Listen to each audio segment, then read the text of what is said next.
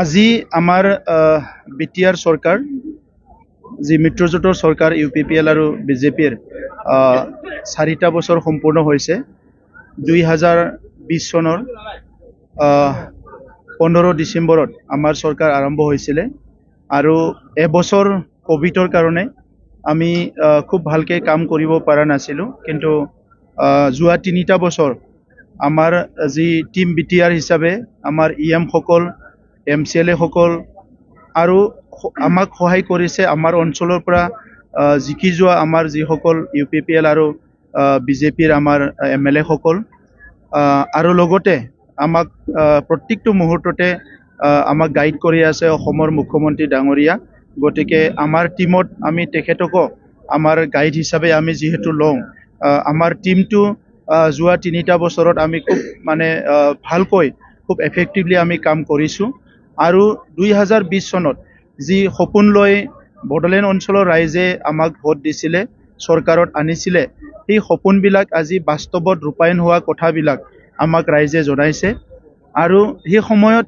যিখিনি অনিশ্চয়তা আছিলে আজি সেইটো নিশ্চয়তালৈ আহিছে সেই সময়ত যিটো ইনসিকিউৰিটি আছিলে মানুহৰ নিৰাপত্তাহীনতা আছিলে এটো আজি নিৰাপত্তা সবে পাবলৈ সক্ষম হৈছে সেই সময়ৰ যিটো অশান্তি আৰু হিংসাৰ এটা পৰিবেশ আছিলে এটো আজি সম্পূৰ্ণভাৱে শান্তিলৈ ৰূপান্তৰ হ'ল সেই সময়ত মানুহে সপোন দেখা সকলো এৰি দিছিলে কিন্তু আজি মানুহৰ পুনৰ হোপছ এণ্ড এস্পিৰেশ্যন মানুহৰ মাজলৈ আহিছে আৰু সেই সময়ৰ যিটো শিক্ষা সামাজিক অৰ্থনৈতিক আমাৰ মাজত যিটো ইন্টিগ্ৰিটি যিটো ভাতৃত্ববোধ এইবিলাক বিনষ্ট হৈছিলে আজি লাহে লাহেকৈ হিটো সম্পূৰ্ণ হোৱা সবে দেখিবলৈ পাইছো সো সেই কাৰণে যিটো ট্ৰান্সফৰমেশনৰ এটা উদ্দেশ্য লৈ পেলাই আমি কাম কৰিছিলে আজি বড়োলেণ্ডত যদিও এটো এখন কাউন্সিল চৰকাৰ এই ট্ৰান্সফৰমেশনটো আনাত আমি সক্ষম হৈছো আৰু এই বিশেষ দিনত আমি ভাৰতৰ প্ৰধানমন্ত্ৰী নৰেন্দ্ৰ মোদী ডাঙৰীয়াক ধন্যবাদ দিব লাগিব 2020 চনৰ যেটো শান্তি চুক্তি হ'ল বড়োলেণ্ডৰ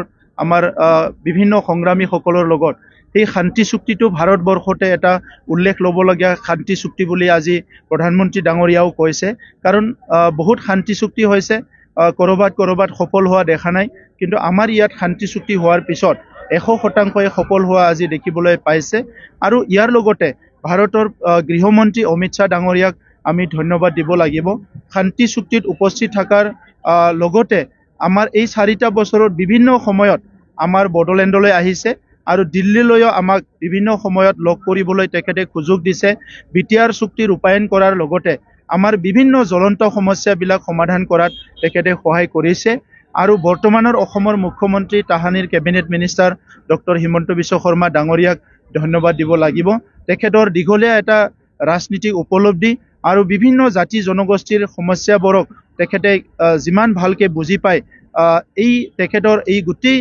উপলব্ধিৰ কাৰণে 2020 চনৰ শান্তি চুক্তিত তেখেতে আগ্ৰহণোৱা ভূমিকা লৈছে আৰু ইয়াৰ পিছত আমাৰ চৰকাৰ গঠন কৰাত সকলো দিশতে তেখেতে সহায় কৰাৰ লগতে আজিও আমাৰ বিটিআৰ অঞ্চলৰ 35 লক্ষ জনসাধাৰণক কেনেকৈ আগুৱাই লৈ যাম আমাক প্ৰত্যেকটো মুহূৰ্ততে গাইড কৰি আছে মই আজি আমাৰ চৰকাৰৰ এই 4টা বছৰ সম্পূৰ্ণ হোৱাত বডফা উপেন্দ্ৰনাথ ব্ৰহ্মলৈ মই শ্ৰদ্ধা জনাইছো তেখেতে এই অঞ্চলক লৈ পেলাই এটা সপোন দেখিছিল এটা শান্তিৰ বড়োলেণ্ড গঢ়া এটা উন্নত বড়োলেণ্ড গঢ়া আৰু সকলো জাতি জনগোষ্ঠীক লৈ পেলাই যিটো তেখেতে কৈছিলে লিভ এণ্ড লেট লিভ এটা ডাঙৰ এটা মটো লৈ পেলাই আগবাঢ়ি যোৱাৰ এটা সপোন দেখিছিলে আজি হিটো বাস্তৱত ৰূপায়ণ হোৱা এটা পদক্ষেপত আমি আগবাঢ়ি আছো আৰু লগতে বড়োলেণ্ড সংগ্ৰামৰ যিসকল শহীদ যিসকলে তেখেতসকলে আমাৰ কাৰণে এই 35 লক্ষ জনসাধাৰণৰ বৰ্তমান আৰু ভৱিষ্যতৰ কাৰণে প্ৰাণ আহুতি দিলে মই তেখেতসকললৈ শ্ৰদ্ধাঞ্জলি জনাইছো আজি পুনৰ ক'বলৈ বিচাৰিছো 35 লাখ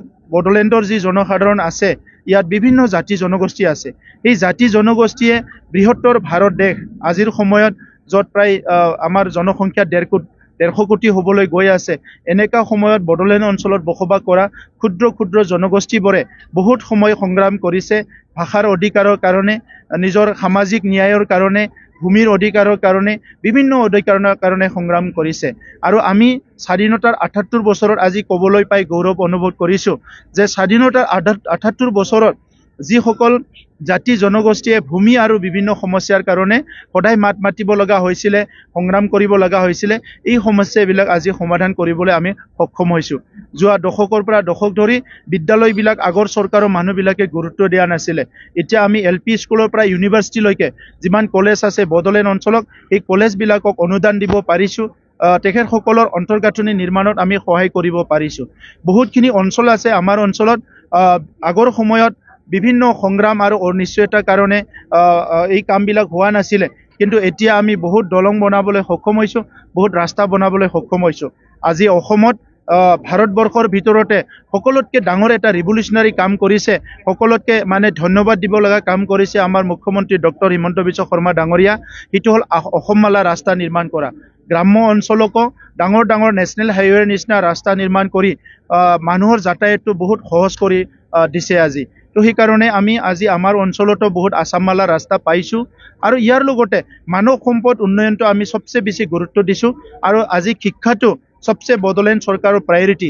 আপোনালোকে দেখিবলৈ পাইছে যোৱা বছৰত আমাৰ একেবাৰতে 50জনকে APSC পাছ কৰিছে।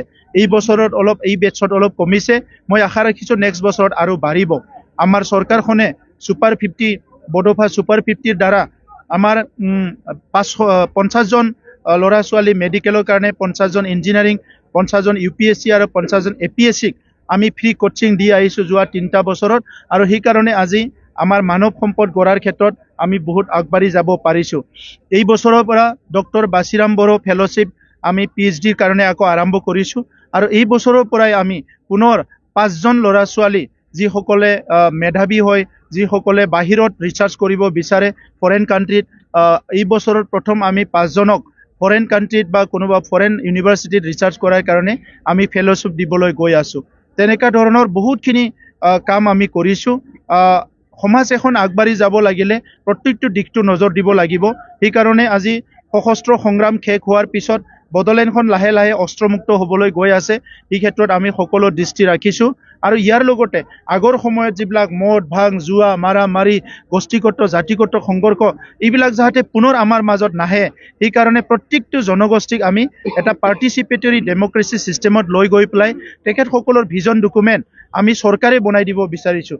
ভাৰতবৰ্ষত কোনো ৰাজ্যত নোহোৱা এটা কাম আমি কাউন্সিল হিচাপেও কৰি আছোঁ। এইটো হ'ল প্ৰত্যেকটো জনগোষ্ঠীৰ ভিজন ডকুমেণ্ট আমি তৈয়াৰ কৰি আছোঁ।